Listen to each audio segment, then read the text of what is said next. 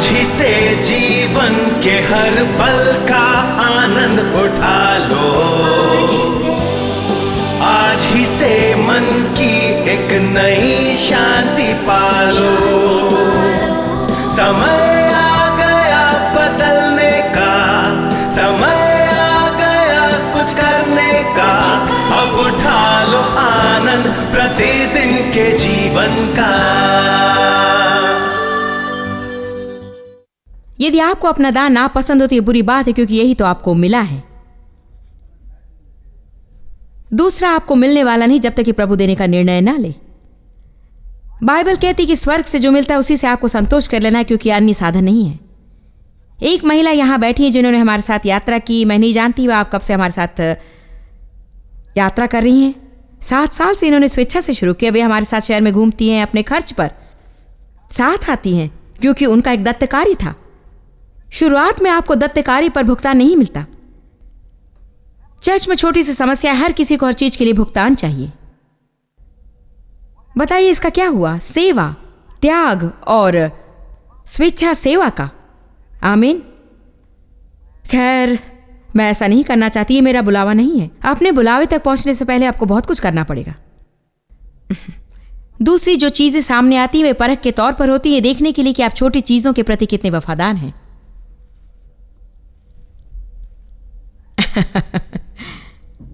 आमीन। और भी कुछ लोग हैं यहां पर। जो एक और लड़की है जो हमारे साथ यात्रा करती है, केवल मात्र मेरे लिए प्रार्थना करने को, मेरे परिवार के लिए, आपके लिए, इन संगोष्ठियों के लिए। यही काम है उसका, प्रार्थना करना। जब तक यहां प्रार्थना करती है।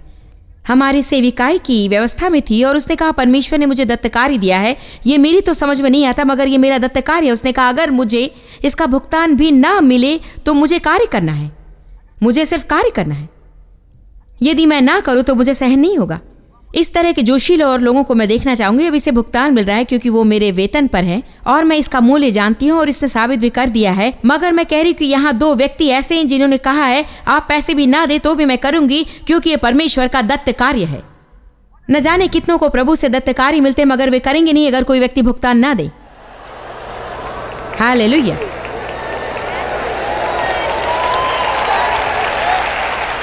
ये जो मेरी दोस्त है मिनेसोटा की, मैं उसका दत्तकारी हूं। ये मुझे अच्छा लगता है। वो जानती कि उसे क्या करना है, सो जब मध्यस्थ का बोझ उसके सर पर आ जाता है वो सब छोड़कर आ जाएगी, क्योंकि वही उसका बुलावा है। हम लोग बहुत कुछ करने को स्वतंत्र हैं। पौलुस ने कहा मैं कुछ भी कर सकता हूं, मगर हर चीज वांछनीय नहीं है। सारी चीजें लाभदायक नहीं है, सारी चीजें मेरे लिए बढ़िया नहीं है जब मैं उनकी तुलना औरों से करता हूं। आप जो चाहे करने को स्वतंत्र हैं। आप नरक नहीं जाएंगे क्योंकि आप बहुत अधिक टीवी देखते हैं। आप नरक नहीं जाएंगे क्योंकि आप सप्ताह में बहुत अधिक समय शॉपिंग सेंटर में बिताते हैं पैसे खर्चने में। आप नरक नहीं जाएंगे यदि आप गहरे ऋण में हैं, क्योंकि आप अंधाधुंध जीते रहे हैं। आप इन चीजों के लिए नरक नहीं जाएंगे, पर अपने प्रारब्ध को संपन्न भी नहीं करेंगे। कुछ आप कर सकते हैं। न जाने कितने अपने कर्तव्य का थोड़ा बहुत कर गुजरते हैं। सुनिए, मैं अतीत की ओर देखकर अभी बता सकती हूं कि मेरे लिए बहुत आसान होता कि मैं अपने गांव में बैठी होती, 25 या 30 व्यक्तियों को बाइबल सिखाती हुई, और उसमें कोई खराबी नहीं, परंतु वो मेरा बुलावा नहीं था। मेरा आरंभ वहां हुआ था, मगर अंत तो परमेश्वर ने कहीं और तय कर रखा है। कुछ लोग पानी में उतरने के लिए अपने पांव तो गीले कर लेते हैं। वे परमेश्वर के बुलावे पर काम शुरू करने वाले होते हैं, मगर वे संपूर्ण यात्रा का मूल्य नहीं चुकाते।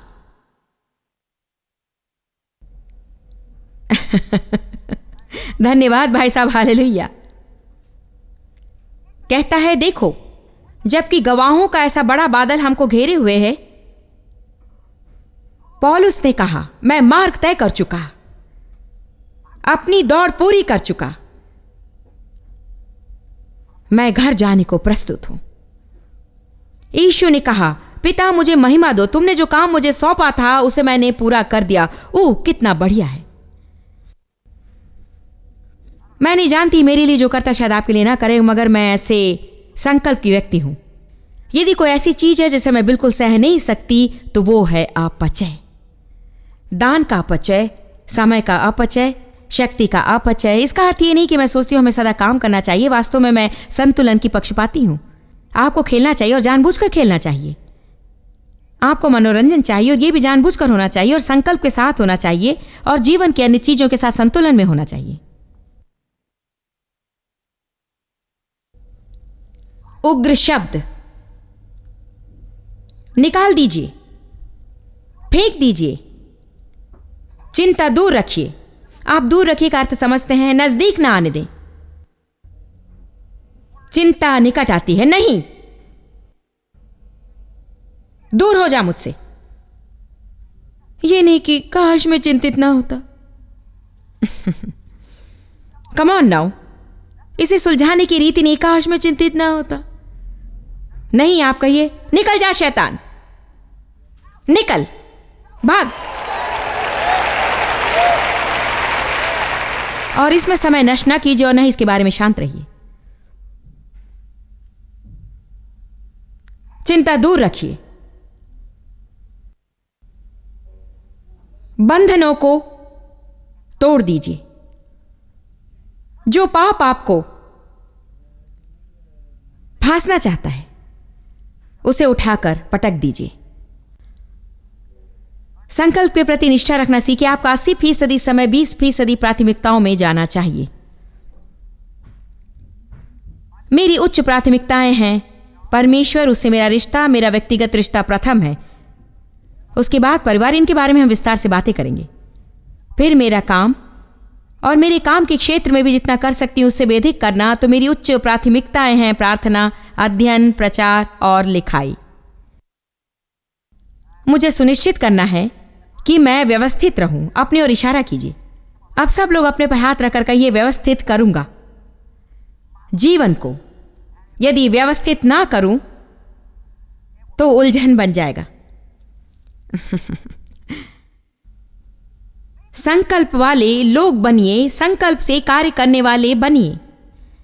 यदि विश्राम करने वाले हैं तो जानबूझकर कीजिए। सोफे के पास से निकलते हुए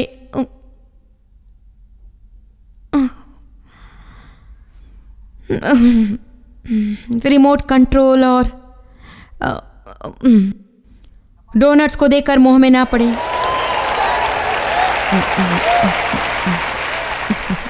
फिर शाम को अपने से घृणा करने न लगे क्योंकि नियंत्रण शरीर को दे दिया बजाय इसके कि वो काम करे।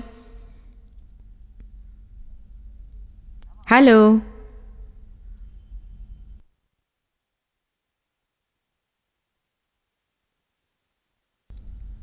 केंद्रित रहिए। यह पहले से आज अधिक कठिन है। इस शताब्दी में जीने वालों के लिए मुझे खेद है जब जीवन सीधा साधा या तो शायद अधिक सरल था, मगर हम इस समय में जीते हैं, इसलिए इसे निपटना सीखना है। आज देखिए, लगातार जानकारियां चली आ रही हैं। हाईवे पर गाड़ी चलाते लगता है एनसाइक्लोपीडिया से निकल रहे हैं। मैंने कुछ सेक्रेटरियों को बाहर भेजा ये कहकर कि अपनी कार में यहां से निकलकर 1 मील आगे चलकर देखिए और गिनिए कि कितने विज्ञापन आपको उस 1 मील के अंदर दिखाई देते हैं। 45 भिन्न भिन्न चीजें हाईवे पर 1 मील के अंदर विज्ञप्ति पर हैं। काम से घर लौटते हुए आपको कितने संदेश मिल जाते हैं। कितना सरल है मन को किसी चीज पर लगाना जहां उसे लगने की जरूरत नहीं। जब आप टीवी देखते हुए कार्यक्रमों के बीच में एक विज्ञापन नहीं दिखाते हैं, वे 5 या 6 भिन्न भिन्न चीजें दिखाते हैं और जब उनका काम हो जाता है, मुझे पता नहीं मैंने क्या देखा, कोई साबुन का विज्ञापन था या अंडरवेयर या छुट्टी का, पता नहीं, इसलिए कि वो इतना तेज चुप चुप चुप चुप लगता है कि अंदर कहीं है मगर मन के सामने नहीं है। ठीक बोल रही हूं ना? मेरे ख्याल से हमारे दिमाग में शॉर्ट सर्किट हो रहा है। ये तो यूं था, बुम बुम बुम बुम बुम बुम बुम बुम। मुझे किस काम पर रहना था? मैं कौन हूं? फिर जब थोड़ा सा बुढ़ापा आने लगता है,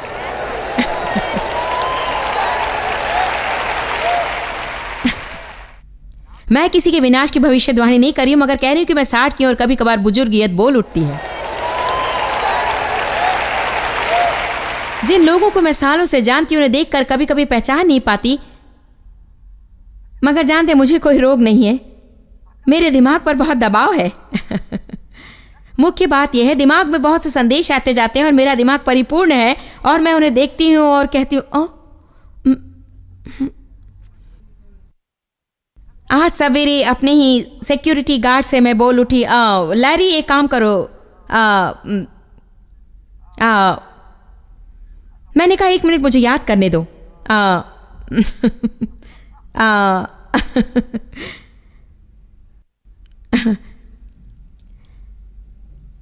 लोग हम तक 24 घंटे पहुंच सकते हैं, 7 दिन हफ्ते में। फैक्स, ईमेल, बीपर फोन या कॉल फोन से सदा ही समय देने की कोई जरूरत नहीं।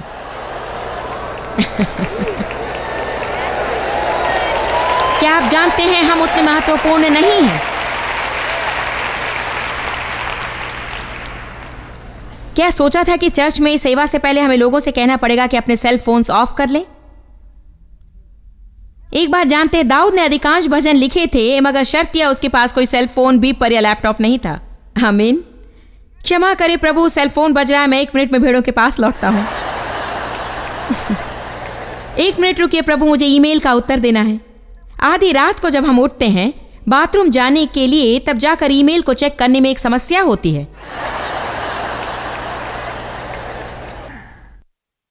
आप सन 2004 में जी रहे हैं, इसके लक्षण है भी अपना पासवर्ड माइक्रोवेव में डालने की आपने कोशिश की।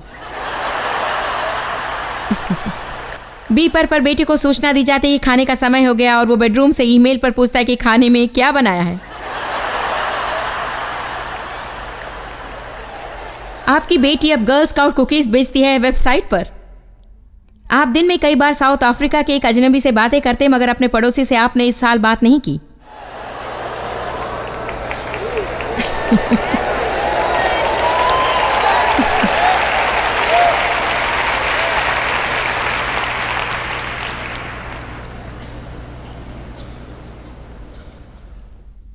अपने घर के दरवाजे के सामने आकर सेलफोन से मालूम करते कि क्या घर में कोई है। आप कंप्यूटर खरीदते हैं और 6 महीने के बाद वो पुराना हो जाता है और उसे बेचने से आधा ही मूल्य मिलता है। घर से बिना सेलफोन लिए बाहर निकलना, जो कि आपके जीवन के पहले 20, 30 या 40 सालों में आपके पास नहीं था, अब एक आतंक का कारण बन गया। इससे लौटकर उसे लेकर आप फिर निकलते हैं। ओह, 1 मिनट, मेरा सेलफोन नहीं है। ओह, कोई मुझे बुला रहा होगा। शायद मैं कुछ खो दूंगा, शायद 2 घंटे मुझे शांति मिल जाए।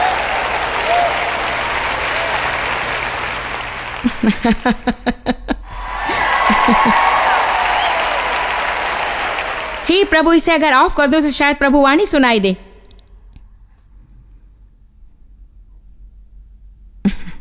आजकल शॉपिंग करते हुए जब पैसे निकालते तो लोग सोचते हैं कि आप लोकातीत हैं।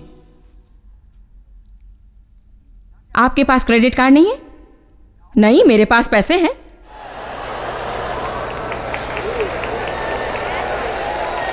आज डाइनिंग रूम साफ करने का अर्थ है कार के पीछे से फास्ट फूड बैग्स बाहर निकाल लेना। दूसरे दिन एयर डिलीवरी को आप बहुत धीमी समझते हैं और आप अधीर हो उठते हैं। संस्थापन के बारे में आपकी धारणा है बहुरंगी पोस्ट करो पत्र।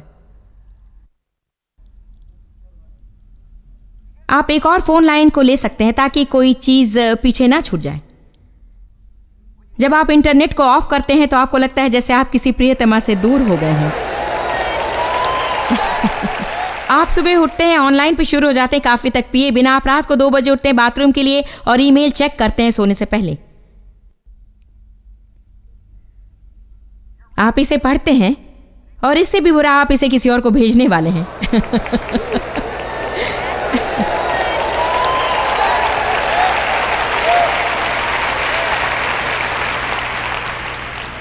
बाइबल कहती कि हम संसार में हैं मगर संसार के ना बने।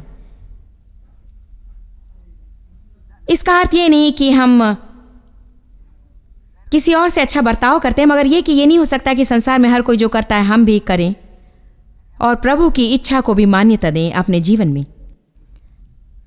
आपको निर्णय लेना है कि दिन में कुछ देर आप सेल फोन नहीं रखेंगे।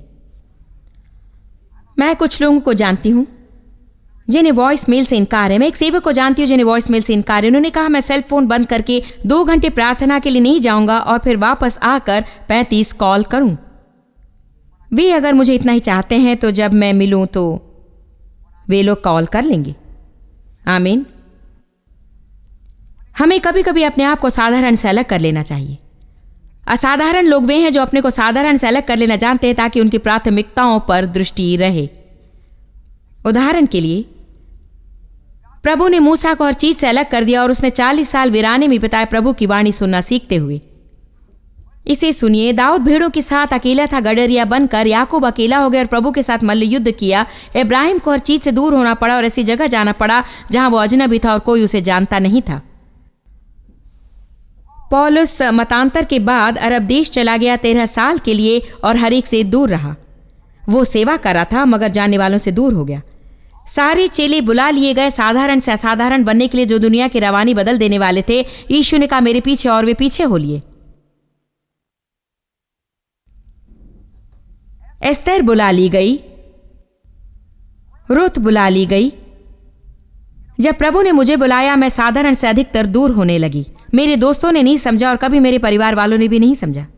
मेरे हृदय में कुछ और चल रहा था, मुझ में एक आवेश था, मुझे कोई खींच रहा था। आप मेरी बात को सच मानिए, मैं एक तरह का विचित्र बतख हूं, क्योंकि जानते मैं सबके साथ झुंड में चलने वाली नहीं थी। लोग मुझे समझते नहीं थे और कभी कभी तो मुझे ठेस लगती थी, मगर मुझे बहुत से काम करने, बहुत कुछ मेरे मन में है। मेरे जीवन पर बहुत बड़ा बुलावा है और मुझे खेद है कि मैं हर काम हर किसी की इच्छा अनुसार नहीं कर सकती। मैं तो वही करूंगी जिसके लिए परमेश्वर ने मुझे बुलाया है।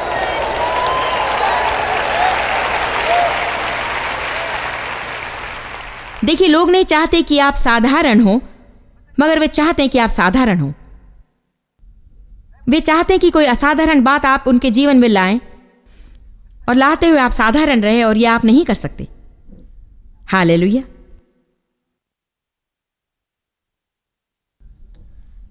असाधारण लोग सदा गलत समझे जाते हैं।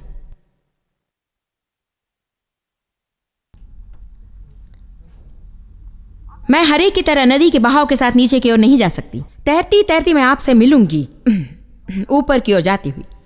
आशा है आप मुड़कर मेरे साथ हो लेंगे, क्योंकि मैं आप ही ऐसा नहीं करना चाहती, क्योंकि बहुत पहले ही मैंने ठान लिया है अपना दत्त कार्य पूरा करने के लिए मुझे जो भी करना पड़े मैं करूंगी, मेरे साथ कोई करने वाला हो या ना हो। मैं अपने परिवार से ये बात नहीं करती, वे इतने सच्चे हैं। आप जानते हैं मैं क्या बोल रही हूँ। मैं एक आम बात कर रही हूँ कि किस तरह लोग बात को समझते नहीं है और आपको पीछे हटाना चाहते हैं। मेरे आरंभ के दिनों में मेरी कुछ सहेलियां कहा करती थी, सुनो जॉयस, मुझे स्मरण है इस लड़की ने मुझसे कहा था कि हमें तुम्हारे बारे में चिंता है। तुम्हें किस बात की चिंता है? हमारे ख्याल से तुम डूबने वाली हो इस ईशु फ्रीशु को लेकर।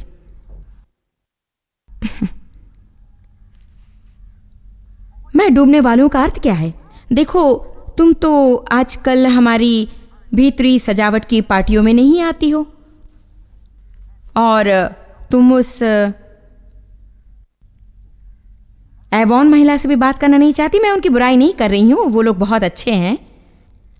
मैं तो केवल इतना कह रही हूं कि ऐसे लोगों के बीच में थी जो अपना अधिकांश समय, हम गैरेज बिक्री पर जाएंगे, हम फल और सब्जी बाजार चलेंगे हफ्ते में एक बार, हर सुबह हम कॉफी पियेंगे और हर एक के बारे में बात करेंगे जो वहां नहीं था।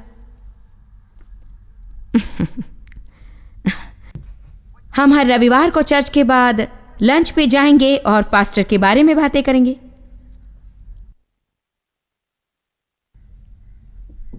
मैं ये सब करती हुई परमेश्वर के बुलावे का काम नहीं कर सकती थी। बाइबल कहती है प्रेरितों 7:25 में कि मूसा ने सोचा कि मेरे भाई समझेंगे कि परमेश्वर मेरे हाथों से उनका उद्धार करेगा, परंतु उन्होंने नहीं समझा। उसने मुझसे बात की, उसने सोचा कि वे समझेंगे। आप सोचते हैं कि जब प्रभु बुलाता है लोग समझ जाएंगे। ओ नहीं समझेंगे। मैं अपने चर्च से निकाल दी गई। परिवार वाले विरुद्ध खड़े हुए, मैंने सारे मित्र खो दिए, उन्होंने मुझे नहीं समझा। मगर मैंने उन बंधनों को तोड़ डाला, सारी रुकावटों को दूर कर दिया, सारे उन बोझों को उतार फेंका और कहा मैं अपनी दौड़ दौड़ूंगी। यीशु के परिवार ने उसे समझा नहीं। उन्होंने सोचा कि यह पगला गया है। क्या पतरस की पत्नी ने उसे समझा था जब उसने घर आकर कहा आज मैंने अपना काम छोड़ दिया, मैं एक आदमी से मिला और मैं उसके साथ गांव गांव घूमूंगा और शायद मैं कुछ महीने घर नहीं लौटूंगा, मगर यह परमेश्वर है। देखिए, मेरी बात समझिए। पतरस की एक सास थी, सो उसकी पत्नी भी होनी चाहिए थी। यीशु ने कहा, मेरे पीछे आओ। पतरस लाभदायक मछली का व्यापार छोड़कर यीशु के साथ देश भर घूमने लगा। मेरा ये दूर का सुझाव भी नहीं कि आप ऐसा ही कुछ करें, मगर मेरा कहना है, अपनी प्राथमिकताओं का पता लगाइए और उन्हें स्थिर कीजिए। पहली प्राथमिकता है प्रभु के साथ आपका रिश्ता। किस प्रकार का रिश्ता आपका परमेश्वर के साथ होना चाहिए, इस पर निर्भर करेगा कि कितना समय आप इसमें लगाने को प्रस्तुत हैं। अगर आप व्यस्त हैं तो जीवन की कुछ चीजों को छाड़ देने की आपको जरूरत है। नंबर 2 प्राथमिकता है आपका परिवार और अन्य व्यक्तिगत रिश्ते जो आपके चाहिए हों। हर एक के साथ गहरी दोस्ती तो आप नहीं करेंगे। आप गहरी दोस्ती मुट्ठी भर लोगों के साथ कर सकते हैं, इसलिए आपको मालूम होना चाहिए कि किन के साथ आप गहरी दोस्ती करेंगे और आपको बहुत सा रिश्तों का समय उन्हें देना पड़ेगा। आप बहुत से लोगों को जानते होंगे, बहुत से पहचान के लोग होंगे, आप उन्हें दोस्त कहते होंगे, मगर मेरा कहना है कि अच्छे मित्र पाने के लिए बहुत सा समय खर्चना पड़ता है। सबके मित्र होने की कोशिश में किसी के भी अच्छे मित्र नहीं बनेंगे। क्या आप जानते हैं कि संबंध परमेश्वर के लिए महत्वपूर्ण है और बाइबल संबंध के विषय बताती है। 10 आज्ञाएं संबंध के विषय में है। पहली 4 परमेश्वर के साथ संबंध के विषय बताती है और आखिरी 6 लोगों के साथ संबंध के विषय बताती है और उनसे कैसे व्यवहार करें ये बताती है। संबंध महत्वपूर्ण है। अपने जीवन भर काम करने में इतने व्यस्त न हो कि आपके कोई मित्र या संबंध न हो। जिस साल मैं टीवी पर आई उस साल एक सेवक ने मुझसे कहा, हमने इस व्यक्ति से मुलाकात की और मैंने कहा, आप तो टीवी पर काफी समय से आ रहे हैं, मुझे आप टीवी पर जाने के विषय कुछ बता सकते हैं। उन्होंने कहा, मैं इसकी सलाह नहीं दूंगा। जानते उन्होंने ऐसा क्यों कहा? क्योंकि वो अपने जीवन में ऐसे समय पर पहुंच गए थे जहां वे पूरे थक चुके थे। वो सारे वर्ष जो उसने परमेश्वर के राज्य में निवेश किया, उन वर्षों के कारण वो कड़वे हो चुके थे और उन्होंने कहा, मेरे कोई मित्र नहीं, मैं सड़कों पर अकेला हूं, मेरे विषय कोई परवाह नहीं करता और जो कुछ उन्हें चाहिए था वो उन्हें मिलने के बाद वे मुझे अकेला छोड़कर चले जाते हैं। उन्होंने कहा, मैंने एक बड़ी गलती की है क्योंकि मैं संतुलन से बाहर रहा हूं और मैंने संबंध बनाने में कुछ भी समय नहीं बिताया और अब मैं बिल्कुल अकेला हूं। और आप आश्चर्य करेंगे कि पूरे समय की सेवकाई करने वाले कितने लोग आपसे कहेंगे कि वे अकेले हैं। जानते क्यों? क्योंकि कई बार हम सब कुछ करने की कोशिश करते हैं, लेकिन यह हमारा काम नहीं है। आज अमेरिका के विषय जो मैंने कहा उसके बारे में डेव और मैं सुबह बातें कर रहे थे और उनके विषय उनमें बड़ी इच्छा है। मैंने कहा, जानते डेव, हम इसके लिए बुलाए नहीं गए हैं। हम सभा में 15-20 मिनट लेते हैं और वो हमारा भाग है। हमें वो भाग करने के लिए बुलाया गया है।